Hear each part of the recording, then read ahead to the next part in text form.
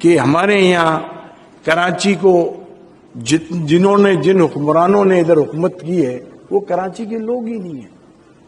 اور یہ ابھی سینسس کی بات کر رہے ہیں، اس میں تو آرمی بھی ساتھ تھی، تو اس کا مطلب ہے آرمی نے بھی گڑبڑ کی ہے، سب نے گڑبڑ کی ہے. تو آپ کون صحیح کرے گا؟ صحیح کون کرے گا بھائی؟ آرمی والے ساتھ گھر گھر پہ گئے اور اس کے اندر اتنے پرابلمز ہیں، تو صحیح کون کرے گا؟ بٹ آپ نے جو کام کیا ہے نا، یہ بالکل صحیح کیا ہے.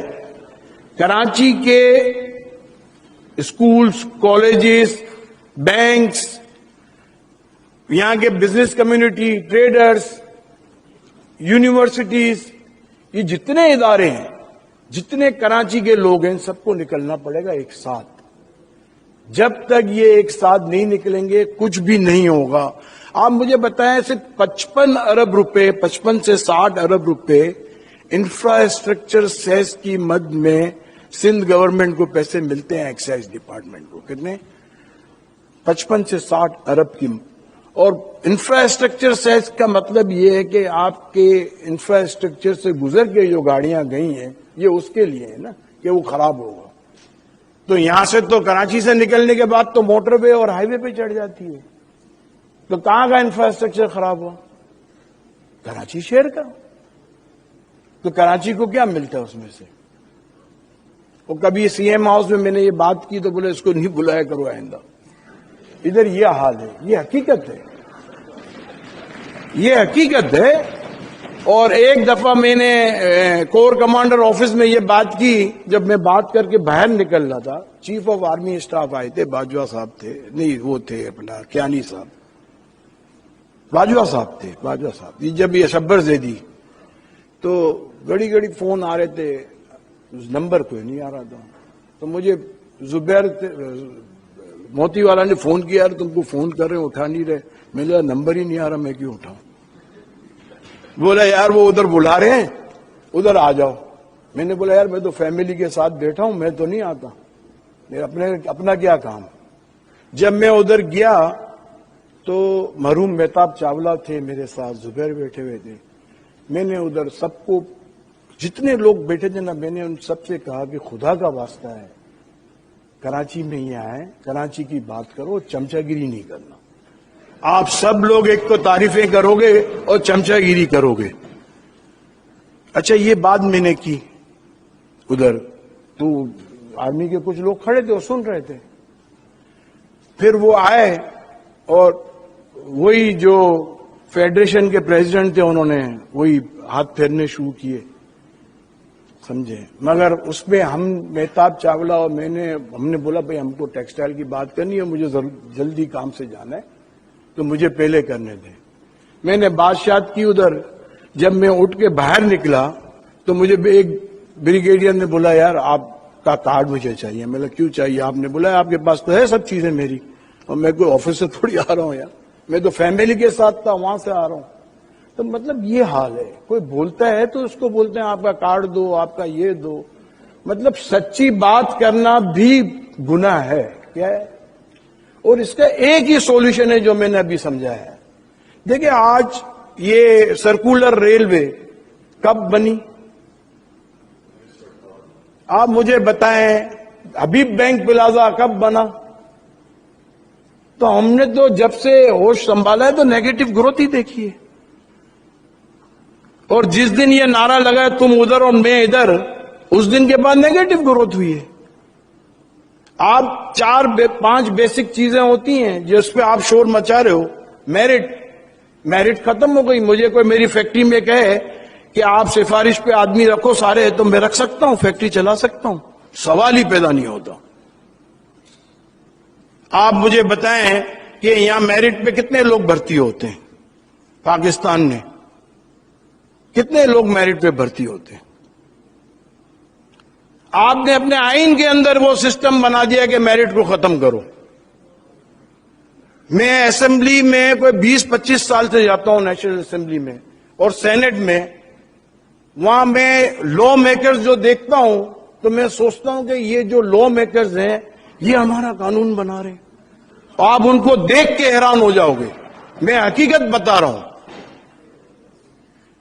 صرف آپ ان سے سلام دعا کرو اور آپ اپنا ایجنڈا دو، وہ پاس ہو جاتا ہے. یار آپ مجھے بتاؤ، جب اس ملک کے ایسے لو میکر ہوں گے تو لو کیا بنے گا؟ یہ حقیقت ہے. تو آپ کہاں کس سے مانگ رہے ہو؟ آپ کس سے امید لگائے بیٹھے ہو؟ یہ تو عوام کو نکلنا پڑے گا، اور ہر لیول سے، ہر جگہ سے. اور ایک ہی طریقہ ہے کہ یہاں ہی کے لوگ سب کچھ کریں، اور کوئی نہیں کرے گا آپ کے لیے. اور بالکل صحیح ہے، یہ مہم چلنی چاہیے، اور یہی آواز اٹھنی چاہیے کہ کراچی بناؤ. یہ کراچی، اب میں تو یہ کہتا ہوں کہ آپ مجھے بتائیں، زلزلہ آتا ہے پاکستان میں، سب سے آگے کون ہوتا ہے؟ اور ڈائریکٹ ان لوگوں کو ملتا ہے، گورنمنٹ کو نہیں ملتا، ڈائریکٹ جا کے دیتے ہیں. میں تو بولتا ہوں وہ لوگ بھی آواز، ان کو بھی اٹھانی چاہیے کراچی کے لیے آواز، کہ ہماری مدد کرنے والے تو یہاں بیٹھے ہیں.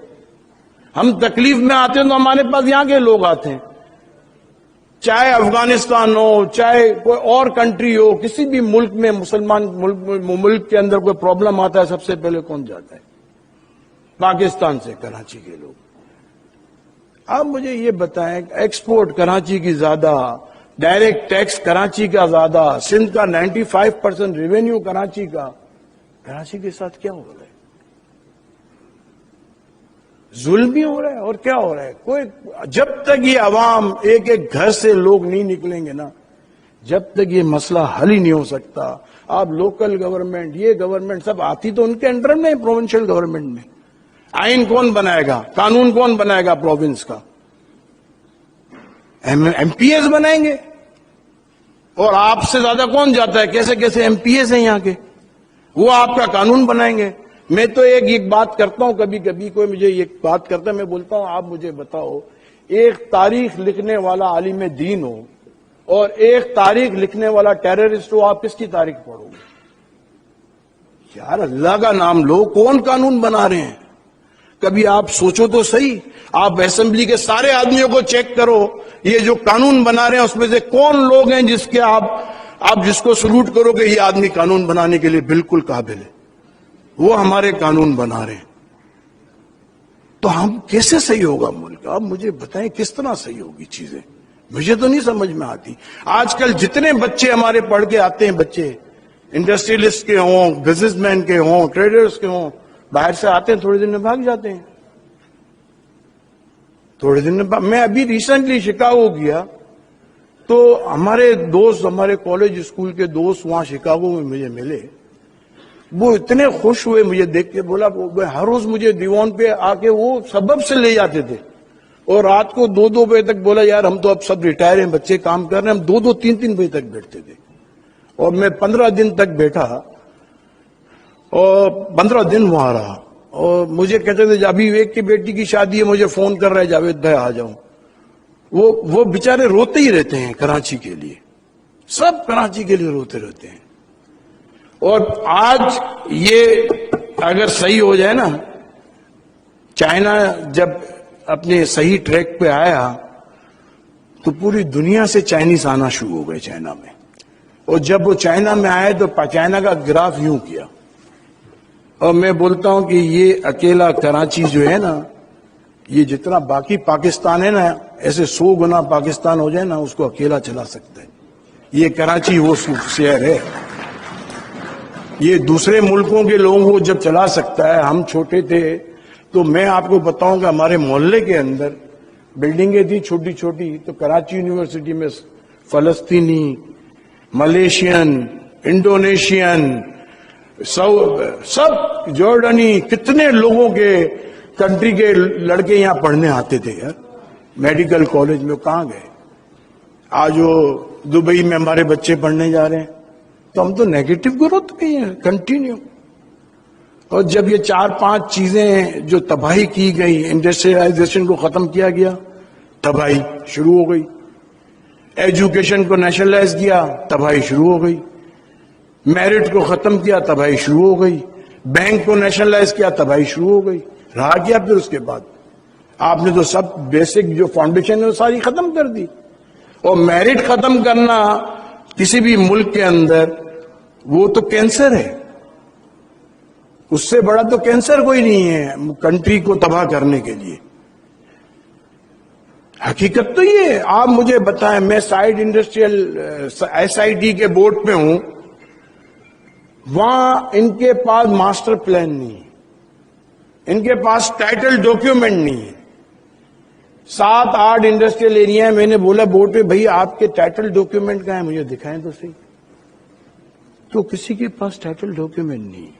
ابھی ایک نیا انڈسٹریل ایریا اناؤنس کیا جس کا بلاول صاحب نے جا کے فیتا کاٹا. میں نے بولا بھائی ٹائٹل ڈاکیومنٹ کے بغیر کیوں اناؤنس کر رہے ہو؟ وہ اناؤنس کیا انہوں نے، اور وہ زمین وہ جہاں سیم اور تھوڑ وہاں پہ اناؤنس کیا. اب کیا وہ سب کو پیسے بٹوریں گے اور وہاں کوئی انڈسٹری نہیں لگے گی. تو کراچی کو اگر بنانا ہے تو میں سمجھتا ہوں کراچی کے لوگ ہی بنا سکتے ہیں. کراچی کے مقامی جن کا سب کچھ ادھر ہے، یہ جب تک اس کراچی کو اون نہیں کریں گے، جب تک یہاں کے گورنمنٹ ان کی نہیں ہوگی، تو یہ کراچی نہیں بن سکتا. اور میں سمجھتا ہوں کہ ہر جتنے لوگ یہاں ہیں ان کو اپنے اپنے ادارے، اپنی اپنی ایسوسیشن، اپنے اپنے لوگوں کو یہ کہنا چاہیے کہ ہم سب کو نکلنا پڑے گا، ورنہ کراچی بہتر نہیں ہو سکتا. Thank you. السلام علیکم.